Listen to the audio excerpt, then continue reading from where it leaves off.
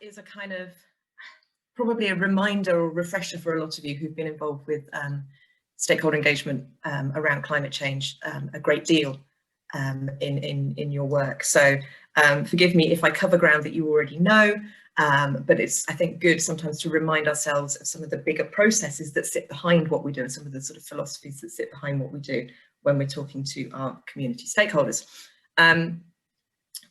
For us, let me just, there we go. We see 6 steps in the process of stakeholder engagement, starting at the top with identification and working our way around.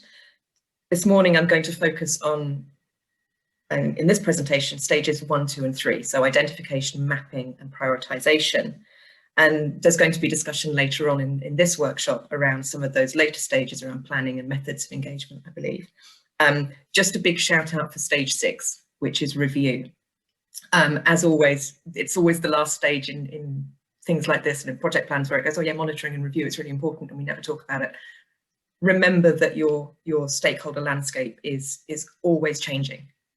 So your stakeholders in 2018 were different from your stakeholders in 2019, were different certainly from your stakeholders in 2020. So be aware that this is not just a fixed, this is one point in time when you're doing this work, and make sure that you continue to review. So let's start with stakeholder identification.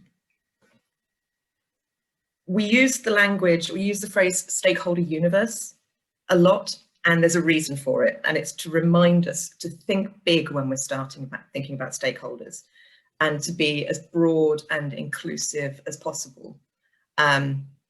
It's very easy just to kind of remember the people that you spoke to last time and put them on your list, and to not go out looking for new stakeholders. Some other things about the universe, which are kind of helpful thinking about the stakeholder universe. The universe itself is full of some very bright stars, which are very obvious. But there are also some things within the universe which have a very strong influence, but we can't see them. And it may well be that there are those bright stars in your local community who are always there, they show up to meetings, they're very vocal. But there are people or groups or organisations that you don't see as the local authority, you can't see them very well, but they're there and they're having an influence and they have some kind of power over what's going on around them. So you have to really push yourself here to make sure you're identifying the broadest range of stakeholders that you can.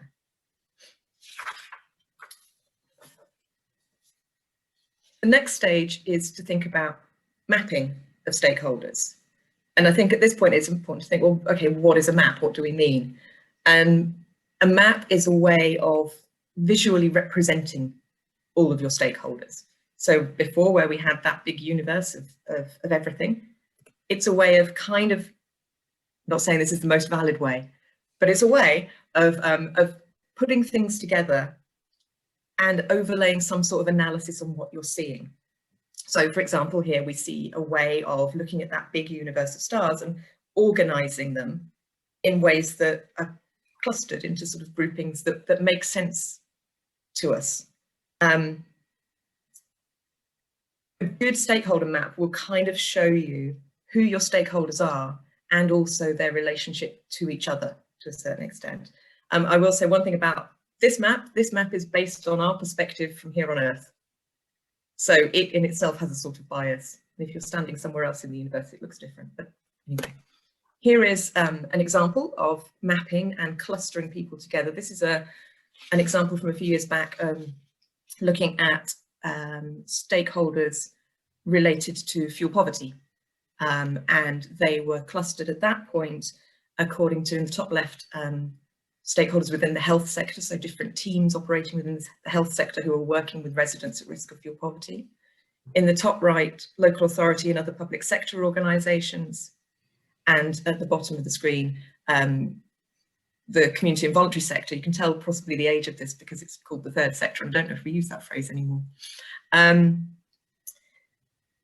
So this is one way of kind of showing, of clustering the things that we can see in the universe, the different stakeholders that we can see in the universe into kind of chunks that sort of make sense to us. So far, so straightforward, hopefully. For the next few minutes, I want to talk in a little bit more detail about approaches to prioritising your stakeholders. So that was stage 3 of our journey. And this really is going to, I just want to get some techniques across to you. And we're going to then, in our breakout groups, work through one of these techniques to think about stakeholders and having figured out who they are. It's like, well, who's most important to us right now? So we're going to look at 3 different approaches. The first one will probably be most familiar to you, but we'll work through them. For each of these, I'll kind of tell you a little bit about it, then I'll show you just a quick example. We did a hypothetical example about electric vehicle charging project. So you can just see where things have been put, just to see these things sort of in action. So the first approach that I'm going to talk about is interest and influence. And this is usually presented as a 2x2 matrix. And the axes run from low in the bottom left to high in the top left and the far right. And it's important here to kind of think about our terms. Influence, having an influence over something feels like we can understand what that means. You can influence change. But what do we mean by interest? Someone being interested in something is different from someone having an interest in something. I'm interested, I am interested in growing my own veg. If I had an allotment, I would have an interest in veg growing in my local area. So it's a slightly different kind of, it's just a bit more than kind of, I like watching a certain telly program, to I'm a member of the fan club of that telly program, for example. It's not always about having a financial stake in something. So low-income households have a very strong interest in how a local food bank is run.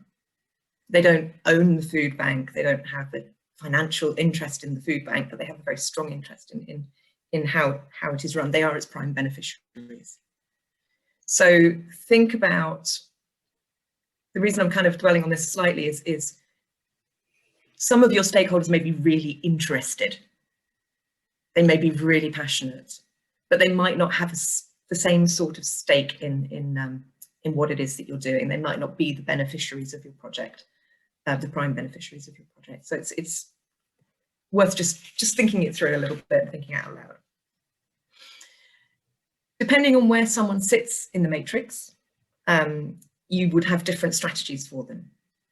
So someone who has a high level of influence and a high interest or a high stake in this, those tend to be the stakeholders that are crucial to your project's success or to the work that you're doing.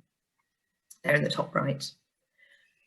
In the top left, you have people who have a high influence over things, but a low level of a low interest. So that could be, they don't have much of a stake in it. Actually, this is where the idea of being interested also comes in. So you might have a director of a department who thinks, you know, they can sign off budget for something, but they just don't have it as a priority. Bottom right, high interest, low influence. This is often where you find kind of local interest groups, campaigners, people who are really passionate but sort of slightly marginalized from the conversation. Traditionally, we'd say, oh, just keep them informed. Actually, that's not enough. I think now that the drive for greater community voice and community participation in projects and services and place means that actually these are really valuable resources for you to work with and valuable people for you to work with, because they're bringing the passion, which means they're potentially bringing enthusiasm, they might be bringing people, they might be bringing time, and they're bringing ideas. So I think if you can cultivate people who have that passion and build their influence, you'll have some really rich stakeholder conversations. And then last but not least, excuse me, those with a low stake or interest and low influence tend to be people who are kind of, you want to keep them informed, but you're not necessarily doing anything too significant to kind of build their participation. But again, remember that people's interest and influence will change over time. So you can recheck your prioritization over time.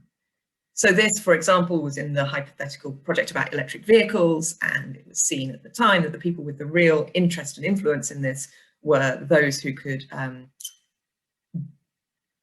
provide charging infrastructure, so the grid providers, the fuel suppliers, and so forth. I'm going to rattle on because I'm conscious of time already. The second approach that I'll mention just briefly is around proximity. This talks about how close stakeholders are to your project. So it's very project-centric if you've got something specifically that you want to achieve. And it tends to look something like this. It tends to look a little bit like a target or a dartboard or a series of circles. And it's really about thinking, who is essential to the delivery of your project and what you're doing? And usually those people that are really crucial are the ones that are in that first circle, the really close circle. And they're good people to have on something like a steering group or a project board. And then you kind of can map people, really, you know, the people around the edge, they're the ones that it's, you know, you really don't need them for your project to be a success, but it's good to know that they exist. And you can kind of put people at a certain distance from you.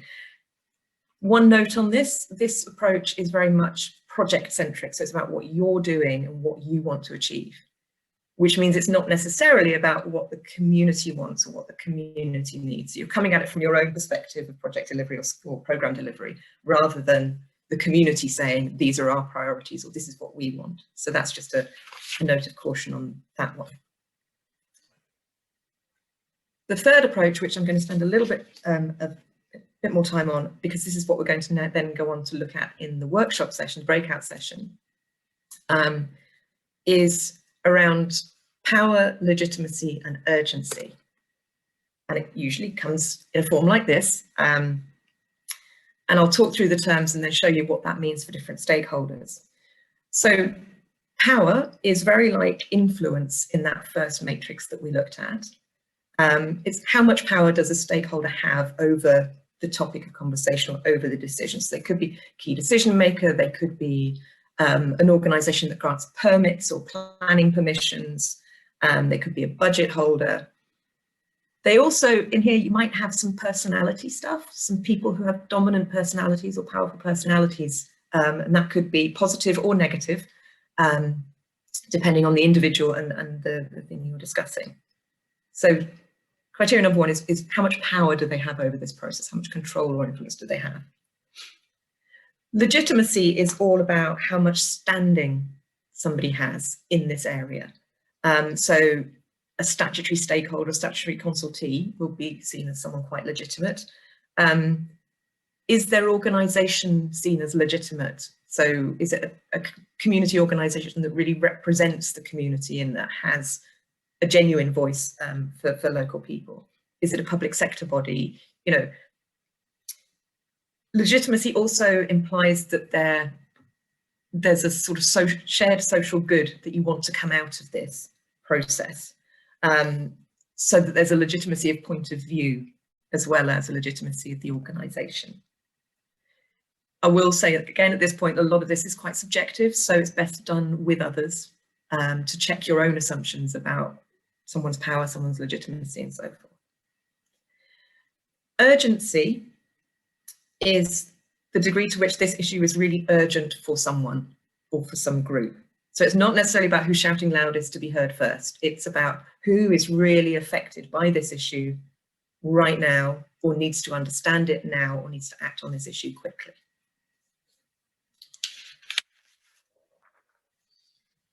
So the fun starts when you start to sort of put people within these different bubbles. And the real fun sits where the overlaps are. And so you can sort of see where we've maybe put these people for this hypothetical project to say, well, okay, the taxi firms we've said have got a kind of an urgency thing, and the waste contractors have got high level of legitimacy, but it's those ones where things cross over that become most important. And I'll just talk you through how we then think about these stakeholders. Right in the middle, you've got stakeholders who have the power to do something, the legitimacy of the organisation or the nature of them, and a sense of urgency.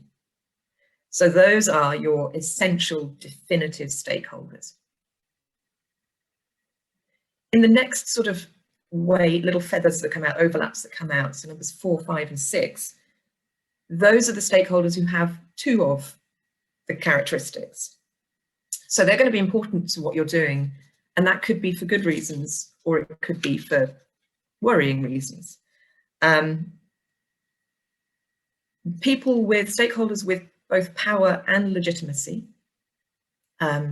so control over the process and a legitimate sort of organisation or group that they're representing, they're dominant. I mean, they matter a lot. They are pretty much the people who are going to sign off what you need to do. Those with, on the right-hand side, legitimacy and urgency, so they've got a real urgent need and they're representing a legitimate voice. Those are kind of what we call dependent, and they're dependent on you because they have a real problem right now. They have the urgency. They represent a group of people that you recognise, that you understand as a well-constituted group of people, but they have no power over the process. So they need you. They really need your help to participate. On the left-hand side, you've got people with a sense of urgency and a lot of power. And they can be quite dangerous to your project or to your work. They might be the people who have a vested interest in the outcome of something, or who sort of want to hold your project to ransom a little bit and are doing a bit of a quid pro quo. So look out for them, and keep an eye on them because they're potentially kind of disruptive to you. And then around the edges in numbers 1, 2, and 3, you have people who only have one of the characteristics. So you might have someone who's only got power, but you know, that's quite handy. You might have someone who's only got legitimacy, but again, that's quite handy. The ones that we see all the time, and you will know them, you can name them probably, are the ones in the bottom who only have a sense of urgency. And they're quite demanding. Often they are the lone voice shouting into the wind. They're the one person who has got this point to make. And, you know, sometimes we just go, oh, they're just a bit demanding, they're just a bit annoying, and we devalue what they say. And that's risky in itself. And they tend to be kind of in that bottom quadrant only, bottom circle only, because they don't have the legitimacy of representing a larger group. But we have seen absolutely clear examples where the lone voice was saying the right thing and they were ignored because they didn't have legitimacy and they didn't have power, and then bad things happened. So you can't just say, oh no, they're just annoying, and leave them there. You have to think, okay, what is it that they're saying, and what's the right balance of attention to give to these stakeholders.